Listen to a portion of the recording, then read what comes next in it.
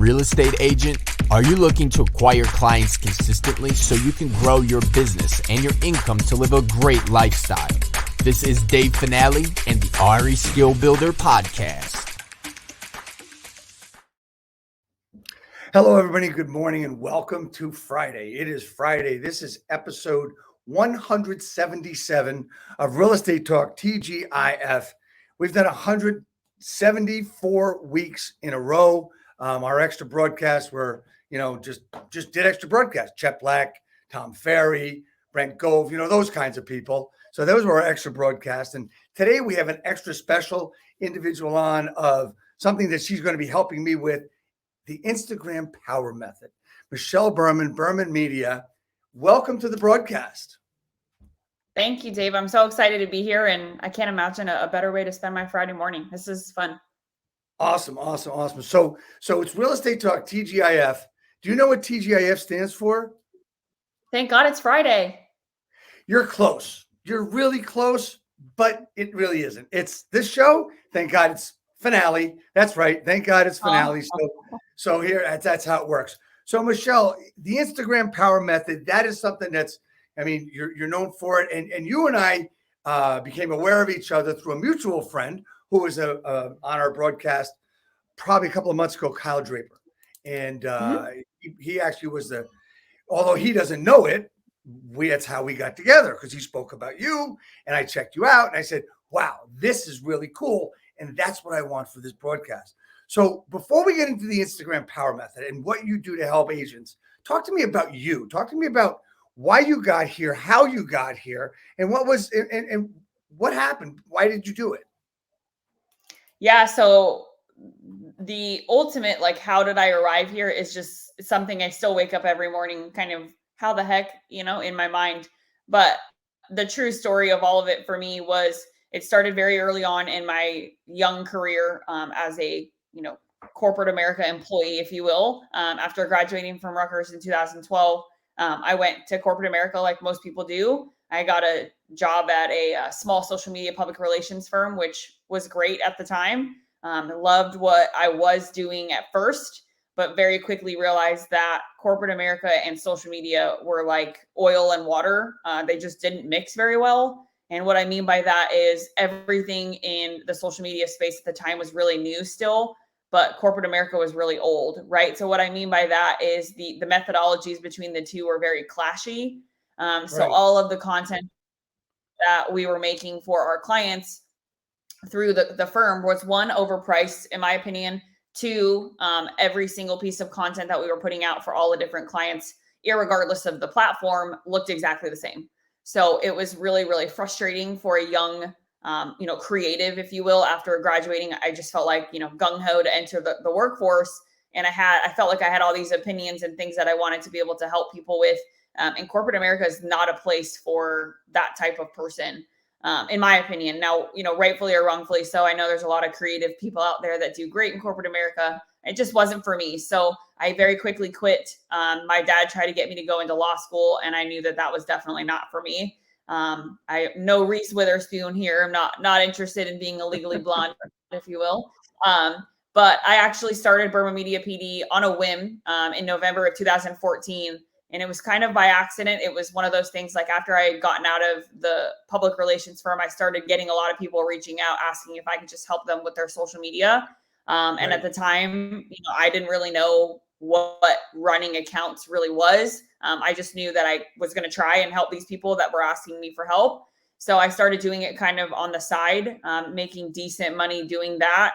And kind of honestly, the story is insane, but I accidentally found Instagram, because Instagram really wasn't much of a thing in 2014. It was very new. And what happened was I was actually at the gym, and I was talking to a girlfriend of mine whose husband overheard me talking about how I ended up quitting this gig because, social media, I feel like, is supposed to be creative and blah, blah, blah. And so he overheard the conversation, and he said, hey, why don't you come to our house for dinner? I want to show you and explain to you an opportunity. And if you like it, great. If not, no hard feelings. And that opportunity was being an influencer. So many of you guys have probably heard of that term, the influencer space. Yes. But I was not an influencer in the traditional sense, like most people think when they think of that. what an influencer was, and what most people think it is, holding a pretty picture and then posting it and saying, go buy this product. What I did was actually very, very different. So what I was paid to do was essentially help a brand create copy, develop ads, and then place those ads on different Instagram accounts in order to generate an ROI. And if I was able to do so, then they kept sending us money. So in that process, I got very, very good at understanding what kind of content does well on what kind of pages, what kind of content actually makes people make purchasing or spending money type decisions, and also what kind of people are attracted to different types of content, right? So how to get people to actually care and stay versus just making a financial decision of, here's my credit card, and then they move on, right? So the idea is we make them sticky. So I got really good at doing that. I did that for almost 3 years before deciding that I wanted to, instead of doing it for everybody else, I wanted to be able to teach other people how to do it for themselves. And then the rest of the story goes, in a different direction, but that's how it initially started. All right, cool. So you're a person, you go to college, you go to corporate America. By the way, Rutgers girl, love it. I happen to be a Rutgers guy, so that makes it easier, right? So you got into the business. You did it for a while. What was the thing that allowed you to really build it? I mean, look, everybody gets into stuff like, let's say, real estate, right? People become real estate agents, and honestly, a lot of people, as you go along in life, you go along in this business, you find that you think you're doing really, really well until you meet that person that says, oh yeah, well, I do 35 deals a year and I only work 6 months a year. And you meet all these people, right? But one of the things that really is the core to what they're doing is they get help.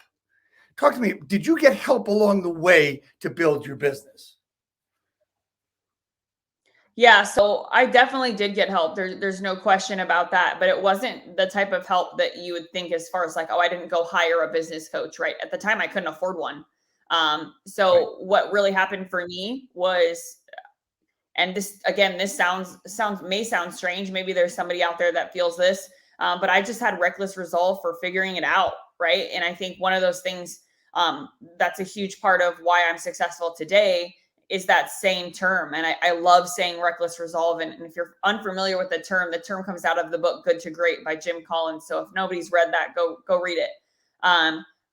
But I always say, and I've said this on a previous podcast, that I just didn't have a back door, right, to what I was doing. I just genuinely believe that there had to have been an opportunity for me to embrace this space. And I did enough reading, read enough blogs, read enough and watched enough YouTube videos, and then ended up failing enough times where I was able to actually do it myself.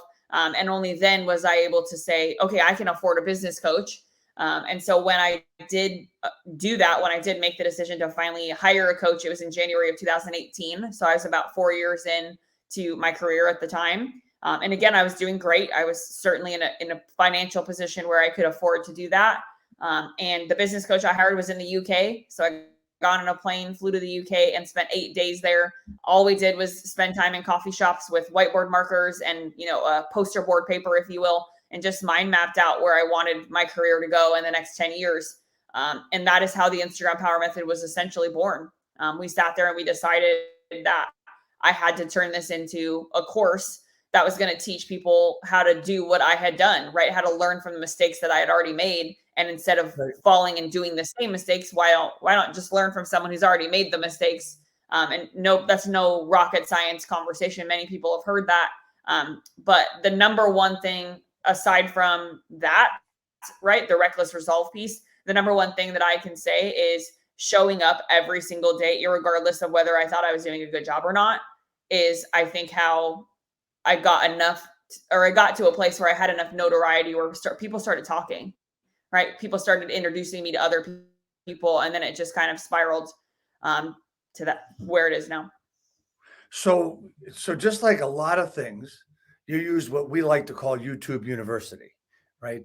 To start figuring it out, to start seeing what was going on, right? And that is like so cool because it supports everything that me and other coaches I work with do. But basically most of everything came from basically you just determined reckless resolve. Great book, Good to Great, by the way. So basically the methodology, let's go into it, right? Let's go into the Instagram Power Method. So you built a course, you started helping people run ads and stuff. And talk to me about the No, I methodology. don't help them. I don't help them run ads. No ads. No, here. I'm not. I meant something you did before. I'm sorry. Yeah. But It's okay. so talk to me about the methodology in building the Instagram Power Method. What was going to be the point of it? Yeah. So the initial point was to teach people how to generate business off of Instagram. That was the initial, ground framework, if you will. It very quickly progressed into way more than that. And it became a program designed to really help people understand the psychology of their ideal clients, and use Instagram as the medium to attract them, and essentially ditch all grassroots or traditional marketing that was extremely expensive, still is, for a very small or low ROI, if you will, on output, right? So great example, how long does it take you to door knock 100 doors versus how long does it take you to create 10 pieces of content that each can reach not 100, but like thousands of individuals, right? So helping people understand the methodology behind that, and not even methodology, that's the wrong term, but the understanding of trusting the fact that something other than what real estate was founded on, right, which is door knocking, is possible, right? So opening and unlocking this piece of someone's brain to help them truly understand that. And for me, the specialty came from understanding, what kind of content people actually care about, not letting people be worried about how many followers they have or how many likes they're getting on their content, and focusing on the metrics that actually matter, right? How many conversations are we starting and how many conversations are we having that lead to, hey, I want to go buy a house, or hey, can we go out to coffee so I can talk to you about listing my house, right? Those kinds of conversations, I call them like your virtual handshake, if you will. Yep. But the methodology is 100% rooted in psychology, not vanity metrics, and not, how to grow your Instagram following, because I honestly don't care. You don't care if you grow your Instagram following. I don't care how many followers you have. Really? So where did that thought process come from? Why is that? Why do most think that that's possible? Well, how many followers do you have? Or I just got 1,000? Or what does that mean? Does it mean anything? I mean, honestly, this is the cold, honest truth, and I hope that this hits somebody in the feels. But I, coming out of the influencer space to where I am now, I saw a lot of the vanity metrics that were fluffed, right? And I believe one of the conversations you and I had, Dave, right, was about something similar before we even decided to do this together. But I've seen it. I've seen people buy Instagram followers. I've seen people buy likes, buy video views, buy comments. And all of a sudden you see these metrics all over the platform that are very inflated and not actually representative of what's in my bank account. And so for me, that's where the core piece of all of this is. I don't care about how many followers you have, because at the end of the day, if you have 300 and all 300 of those are in the ideal area for you where you can actually help people buy and sell real estate or do loans, or if you're me, right, I'm a national brand, so it doesn't really matter. But the idea is that, am I generating the right eyeballs that can actually bring me business and people that actually have the money to do it, right? So I only have 7,200 followers, but my company's going to hit 7 figures in the next couple of months, right? So for me, I don't care about how many followers you have, because I don't even have 10,000 followers. I don't have the swipe up link that everybody talks about, but I have the money in my bank account to show that the effort and the time has worked. And that's what I want people to really hear me say. Ditch all of that, right? Stop worrying about the vanity metrics piece. And I talk about that a lot. So if you guys need more conversations about that, there's plenty of other places I've disclosed a lot of my feelings around those things. So vanity metrics are bullshit? Yeah. Cool. It's exactly that. I love it because, it's funny. I have conversations all the time in my entire career of owning a brokerage, et cetera.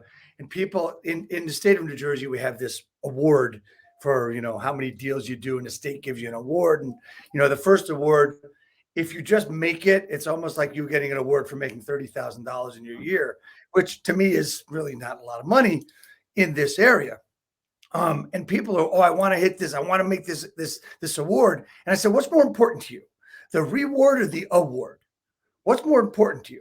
How do you check how well your business is doing? Is it by the award you got or your bank account, right? So it's all about it's all about what I mean. Look, there are people out there that don't need the money to do the real estate business for fun. I don't know those people, but there's a lot of people out there doing that supposedly, right? So one of the other great things you just said, I'm probably going to get screwed up, but basically what you said was, which will take you less time, knocking on 100 doors or creating 10 pieces of content that hundreds and hundreds of people will see. That's amazing. And to equate that to something I've done in the past was that when I had my brokerage, we always sent out postcards for just listed, just sold. It was the time when everybody was sending everything out and everything was flooded. So I said, wait a minute, Facebook ads had just started. I learned from the greatest, in my opinion, Grant Wise, and we were able to get more people's eyeballs, get more reactions to our Facebook ads. A couple bucks. We spent probably $15-20 on the entire program for the just sold or just listed, when we were spending hundreds on the postcards, and we were getting 50 to 100 comments, where when we send a postcard, we wouldn't get one phone call. So we were doing a lot better with our content in a simple small ad. You had to do the ad, no question, right? So it just makes so much sense, right? So when you talked about influencers, you've talked about a couple of different things. Tell me the methodology for someone to really be a success, aside from getting followers and likes and everything. There's so many things you can do with Instagram. And it seems like when something comes out somewhere else, Instagram figures out how to add it to their platform, right? So is there a simple methodology? I know there's the Instagram power method, but is there a simple methodology that ones that don't want to buy a course, that don't want to hire a coach, that they can use that'll work? Because there's a lot of people out there, they use Instagram like crazy, but I have found that a lot of them don't know how it works. Yeah, I mean, if I can be really frank, the conversation or the statement you just made of they don't want to hire a coach, they don't want to learn how to do it correctly in a course, then they don't want to sell a lot of real estate. I mean, that sounds terrible, but I think for me, it's the way of the world, right? It is how the world is shifting. So, yes, can you keep going and spending all your money on postcards and other traditional grassroots type marketing? For sure. But you're going to get left behind. But as far as, the simple methodology that I could give them, or a strategy that they could take to at least try to move the needle, is show up every day on social media in some fashion, whether that's Facebook or Instagram. It's up to you. I will tell you that I believe, and many people who I'm close to in the industry believe, that Facebook will eventually fall off as far as where realtors use or spend their time, and that Instagram, TikTok will be more of the places where people will go. And that's showing like the trend is happening. But again, it takes somebody knowing those metrics in order to be attentive to that. But the fastest thing I would say is show up every single day on social media in some fashion. And the second most important thing is create a brand for yourself that's not your brokerage. So what I mean by that is, and maybe you're a good example of this, Dave. I mean, how many different brokerages were you a part of over the course of your career selling real estate? Some people can say 2, 3, 4. Some people change once every 2 years. And my whole thing that I want everybody to hear me say is create a brand that is you, not your brokerage, because then no matter where you go, you're not spending 6 months rebranding yourself every 2-3 years, right? Because then all of the momentum that you may have built is gone. And so in my program and in my coaching, I don't care what brokerage you hang your license at. I care about who are you, who do you want to be, what kind of representation do you want to have, right? If your favorite color is purple, then hell, let's make purple content.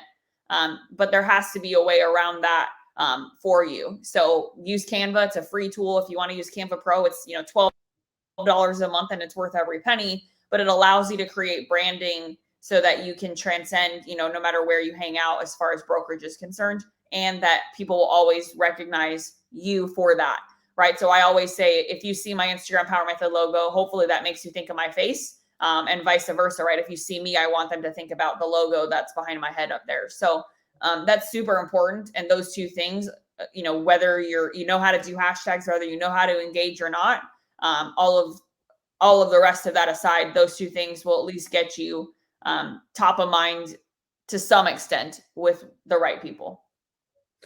Yeah. So you said a lot there, and it's just so very important. All of it, brand. You talk about, well, what's your email address? Well, Dave sells real estate at gmail.com. That's not a brand. That's an email. That's a Gmail address, right? If you want to be Dave sells real estate, how about Dave at davesellsrealestate.com? That could be a brand. I don't like it, but that could be a brand, right?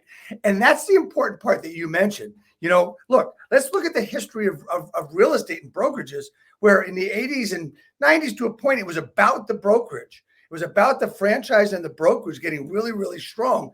And as time went on, as we went through the 90s into the early 2000s, it started to become more about the agent, but the brokerage was still there. And then all of a sudden, this team thing came out where nobody really understood it. There are teams from way back when, right? Some people actually, the successful brokerages was a team. I mean, that's all it was. And that was what a brokerage was. Then a team started, brokerages within a brokerage. And now what we're seeing is the more branded individual that is really bursting out and busting out and actually understanding what to do. So, I mean, that's really a synopsis of what you were just talking about. And I want to go to one other place. We talked about postcards. We talked about Instagram. We talked about social media.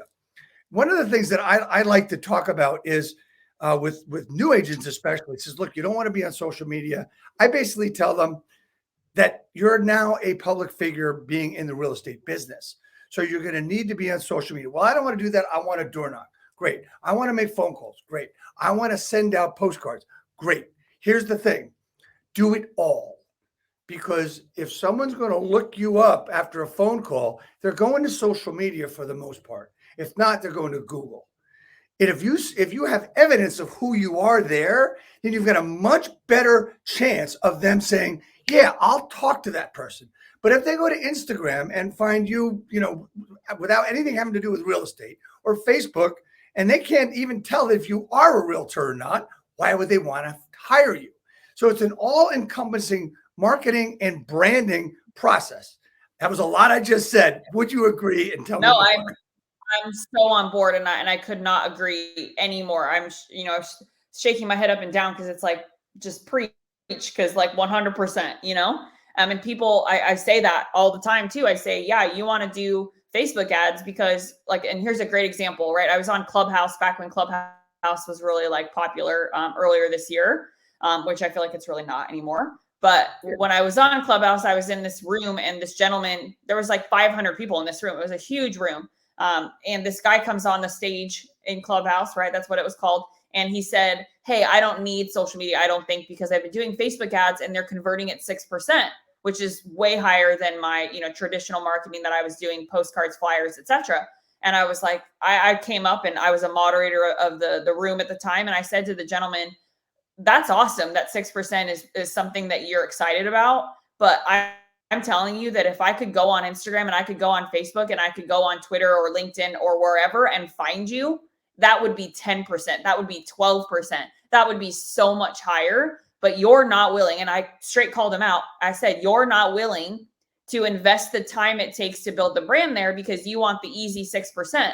So you're okay with spending $4,000 a month to return, 6% of that as far as how many leads you're generating, but you're not willing to spend the same $4,000 with no extra money out of your pocket because Instagram is free, right? To go on Instagram and spend time to make that same 6%, 10%, or 12%, or more for that matter, right? Right. And the same goes for me. Like you even said it at the beginning of the show, when you first found out about me, you went and you searched and looked, and hopefully you saw the same version of Michelle Berman, Michael everywhere. And that's the key, right? Is you may have found me through an ad, or you may have, not you, but I'm saying somebody may find me through an ad, but anywhere you go, I am the same person, and that brand is the exact same no matter what. Absolutely. I mean, the interesting part of all of it is, there are some, not many, reasons why not to be on social media, for personal reasons, et cetera, et cetera. I get that, but I don't really get why you can't make it work one way or the other. Look, I've told people about video. Hey, you can do video without you even being on camera. I can get that to work Yep. for you, right? You can do posts that, well, I don't want to pay for this. I don't want to pay for that. Fine. I'll tell you how to R&D stuff, not research and development, R&D, rip off and duplicate, in a way that you're not going to get in trouble, right? In a way you're really not stealing anything. So, I mean, that's what I mean. So people don't get pissed off at me. Don't get no nasty notes. But the point is that was ways of doing this business and ways of doing social where it's not that difficult, right? It's really not that difficult. So let's talk about, I want to get into the quote unquote argument of Facebook versus Instagram. Okay. I mean, we've got posts, we've got stories, we've got lives, we've got all these different things. Talk to me about one to the other and why one and the other. Well, I always say Instagram is 6 platforms in one, right? If you liked Snapchat back in the day, Instagram has stories, right? If you are a big TikTok person because you like the short form, fun, entertaining, and educating type content, guess what? You can now do the exact same thing on Reels, right? So Instagram has created another one. I love this example, and a lot of people don't know this, but Instagram is your website, right? So if you use highlights effectively, you don't even need a website. And half the time I have clients that come to me and they say, oh, I spent $5,000 on a website. It's not done yet. It should be done in the next couple of weeks. And I'm like, get your money back. You don't need it at all. My website was made through Kajabi, which is where my course is housed, right? So and it's only a checkout page. I mean, Dave, you've seen it, right? It's not even a formal website Right. because I don't need to spend $5,000 on a formal website. It's just my Instagram does it for me. So the thing for me is Instagram versus Facebook, right? I don't know that Facebook is bad. I would never say that it's bad. I mean, I use it just like everybody else. But I just don't think it has the power that Instagram does for a multitude of reasons, right? Number one, first and foremost, the analytics ability that I have on Instagram for me to be able to track how many people are saving my content, how many people are sharing my content, how many people I'm having DM conversations with that then convert, that then click the website link in my bio on, bio there, or my call button, right? All of the ability I have to track where the leads are going. Same thing with same thing with Facebook for that matter, truly, is I can track, where people are coming from Facebook, but there's so many different avenues that they can come in. Whereas on Instagram, there's one, right? So I can track and truly say, that's where my business is coming from. Now, the other thing I like about Instagram, unlike Facebook, is that it's every platform in one, right? So all those other pieces I was mentioning, I only need one app in order to do all of those things, right? I don't need to have Snapchat on my phone. I don't need to have TikTok on my phone. I don't need to have LinkedIn on my phone. I don't need to have Facebook on my phone if I really don't want to, because Instagram will allow me to do all of it within the Instagram application. And I believe that that's why Instagram will be around forever. And I believe that that's why Instagram will always reign supreme, because it has always adapted to the new thing coming out. So I never have to go elsewhere to get what I can get on Instagram. So, there's one of the things that they've done with Instagram and Facebook is whatever goes on Instagram can go on Facebook, right? Yep. Does it make sense to have it copied over? And how does that actually work? So I don't recommend it all the time. I think in the very beginning, if you're terrible at producing content, or maybe you're brand new to producing content in the first place, then I would recommend letting it cross post. But here's the thing, right? Is business Facebook pages. So anybody who I talk to, you have to have a business Instagram, right? Especially if you're trying to use it to generate business. Like, being a personal Instagram does you no good. So you have to be a business page. Now on Instagram, if you cross post, it only goes from business to business page or personal to personal page, right? So it will only go from my business Instagram to my business Facebook. Now, the problem with Facebook, right, is in order for me to get even a quarter of the visibility that I can get on Instagram, I have to pay for it. So that's just how Facebook works, right? Your business pages, they just don't get a lot of traction unless you pay for it. And that's how Facebook monetized their platform. Now, the thing with Instagram, as far as cross posting, is if you're going to post on your business account, then what I recommend is copying the link to the actual post, right? So if you're unfamiliar with how to do that, it's simply the 3 little dots at the top of your post. Then at the drop down, it says copy link. If you copy that link and post it on your personal Facebook and say, hey guys, go check out this post I just put up on Instagram, it's, I have an event coming up, Margarita Wednesday, right? Whatever. The people who are seeing that are your tribe, right? All of your Facebook friends, which is thousands and thousands of people in most cases for all of us. And not only that, it's in front of your sphere, but in order for them to get to that piece of content, what do they have to do? They have to click the Instagram link that's going to send them to Instagram, right? So now everyone who's always been like, how do I get my Facebook followers or my Facebook friends over to Instagram? That's one of the many ways that I do it. So using the post on Instagram and cross-posting it to your personal Facebook versus just copying and pasting the caption and dropping it and pushing people to Instagram, it cross-pollinates the correct way versus just trying to get, an eyeball or two on a business page. Yeah. And one of the things that's great about that is that if you posted a YouTube link on Facebook, probably not going to be seen. Post an Instagram link, completely different. Is that true? Well, yeah. I mean, nobody's going from Facebook. And I mean, some people are, I guess, but people don't want to sit and watch a 10, 15-minute video. Like, let's just be honest. Like, unless that's like my actual, I'm sitting and designating this time for that. I want quick, fast, entertaining content, especially if I don't know you, right? If I'm deciding whether or not I want to know you, I need something super fast. So yeah, I mean, if you drop a YouTube link, yeah, I mean, the thumbnail will pop up. You'll be able to see what that looks like or what that post is going to be, but it's just not as engaging as an Instagram URL is. And that's just proven analytics wise. Okay. So we've talked about creating a brand. We've talked about the differences between the two, but here's a quick question. Now, are your customers are real estate customers, buyers and sellers, mostly on Facebook or Instagram? It's a tough question. It is a tough question. And I don't know if there's a mathematical answer to that, meaning like proof that one is more than the other. Right. But what I can tell you is that it is shifting without a doubt to being more Instagram heavy, including, which is the big one right now, the 55 and older generation, right? So I have a lot of agents who say they specialize in the 55 and older developments. So they're in their early 40s, mid 40s, and they specialize in the snowbirds. That's a really popular demographic, especially, I used to live in Arizona, and we had a ton of snowbirds there because our weather is amazing. So the thing about that, right, is if you track your analytics on Instagram, and I have done this over the last 3 years, that number in 2019 was barely 3% of my following was 55 and older. That number in today is over 11%.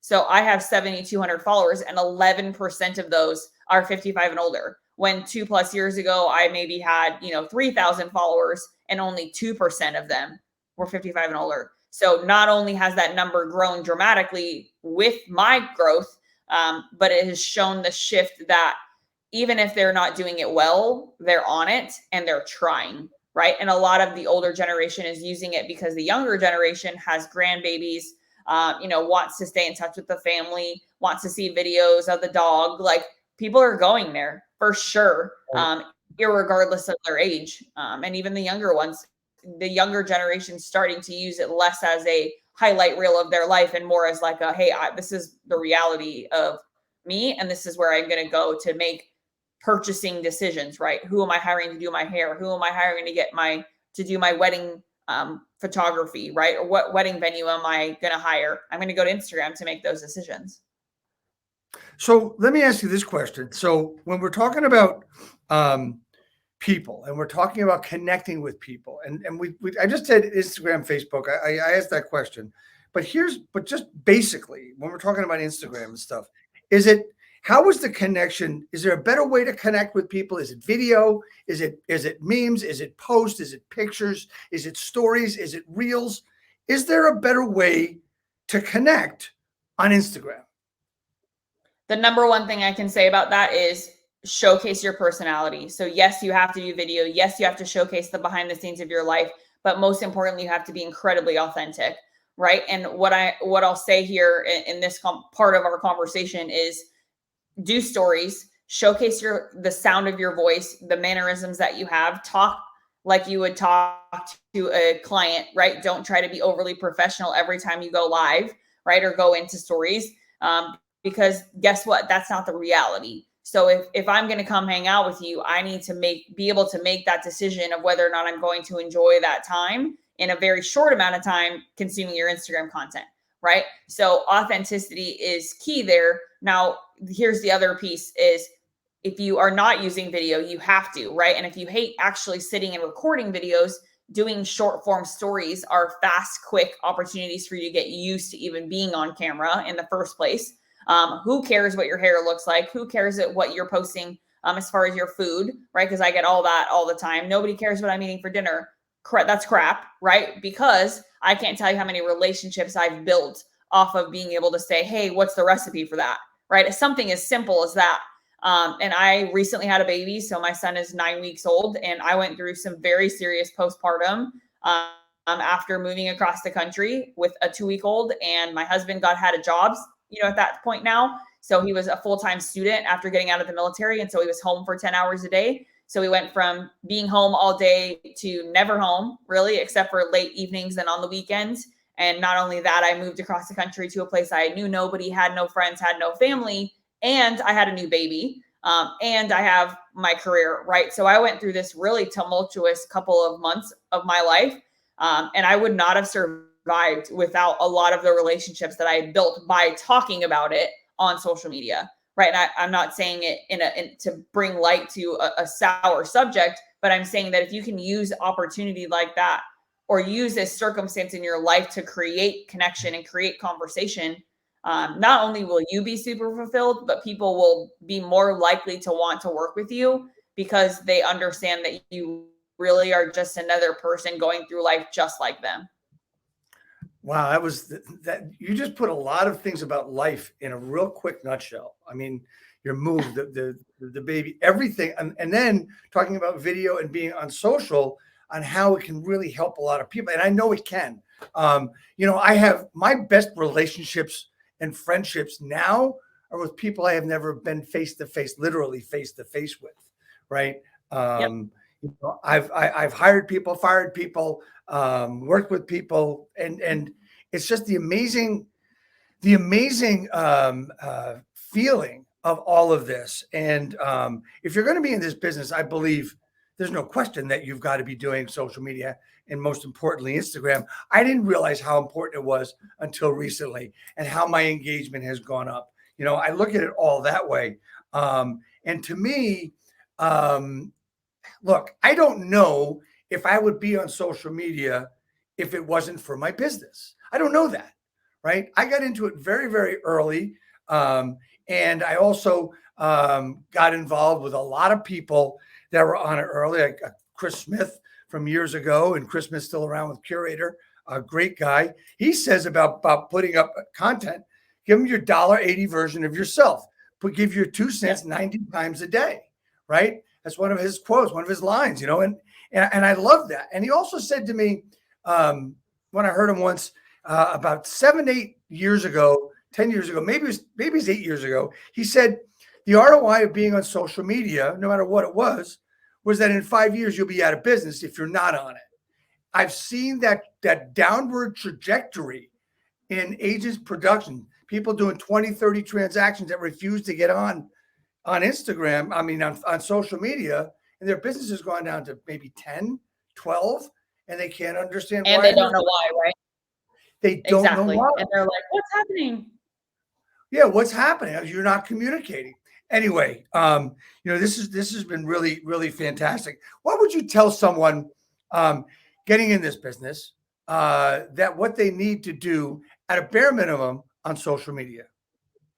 So you need to post every day in some fashion, whether that's on Facebook, Instagram, somewhere, right? Post something every single day. I highly recommend batching.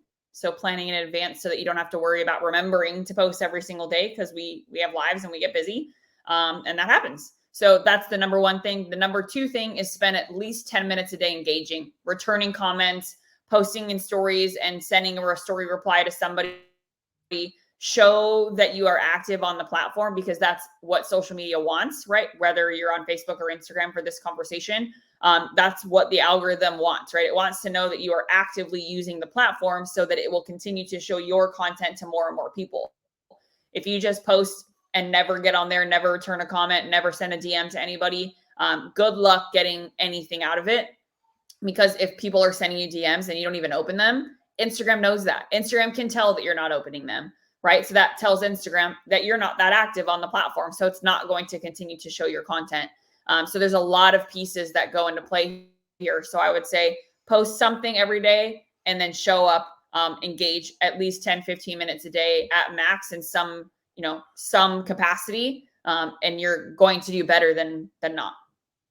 Okay, so let's I want to ask one question of something that I see all the time on a lot of agents that that I got a personal page and I got a business page on Facebook, and I know it's the Instagram Power Method, but I got to ask this question. I see them posting all stuff that I would call corporate or just real estate, articles and stuff from. I'm sure you've heard of Keeping Current Matters, which is a Yep. great content place. And they teach, they're fantastic. Yeah. I know them from the day they started.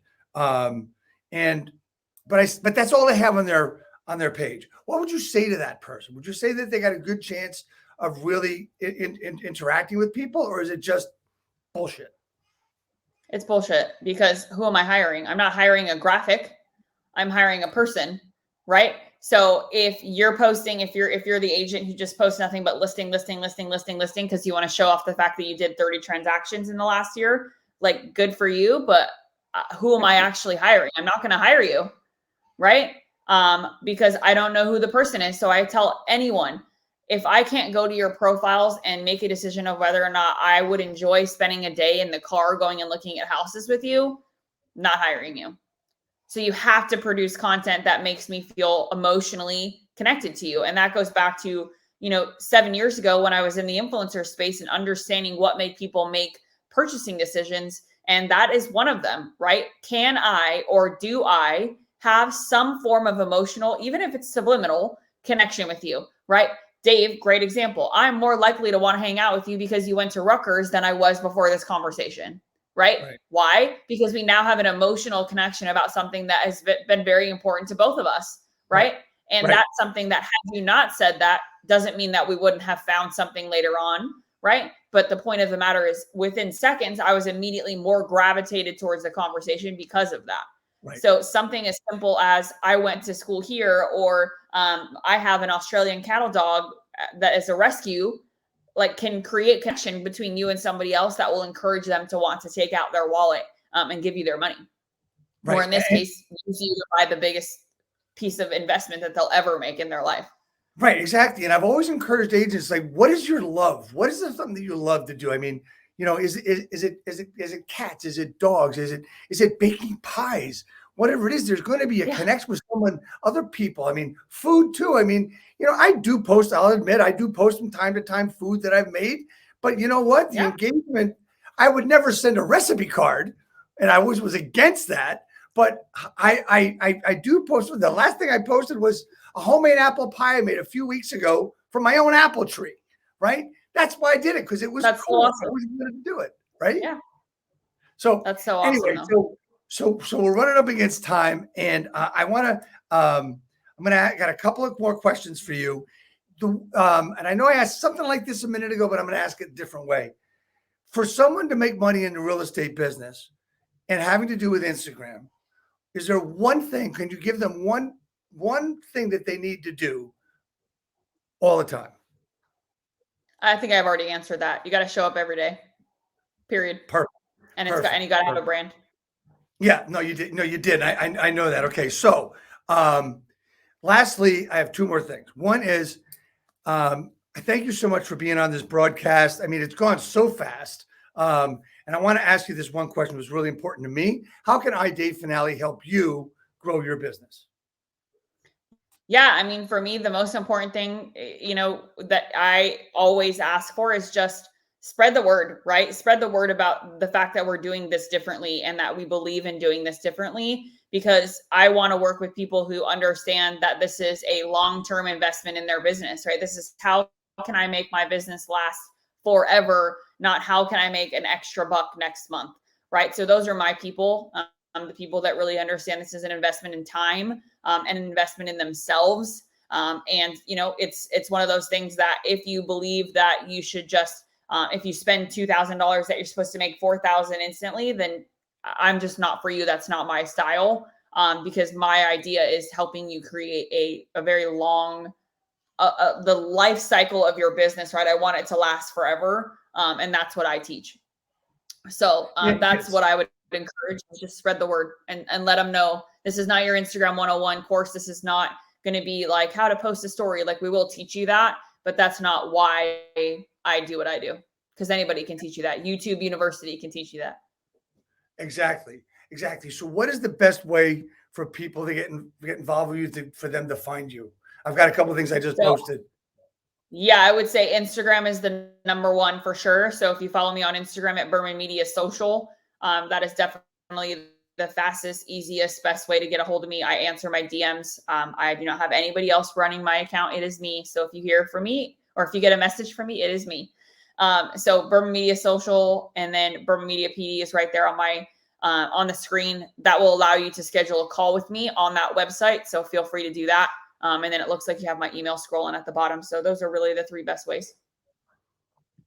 Okay, great. So at the end of every broadcast, I tell everybody the real reason you came on, and that was to get a hat. I mean, you wanted to get a hat to be able to, just to be like all the other fun people like Kyle Draper and all those people. So I want to make sure that that the hat will be on its way. It's we got brand new stuff coming in, and can't wait to send this to you. Michelle, thank you so much. I look forward to working with you in the future. I can't wait to do that. Everybody, thanks for watching. We'll see you next week. Chris Harden will be on the show next week. And then we've got two great authors coming on in November. The Go Giver author, Bob Berg, and I Am Accountable author, Sam Silverstein, author, coming on in November as well. So we've got great stuff coming up. Michelle Berman, the Instagram Power Method. Thank you so much. Stay on for a couple minutes. We'll be right back. And everybody, thanks for joining us today. Really appreciate it. If I get this thing to work. I'm also the engineer for this thing too. So here we go. All right. Love it.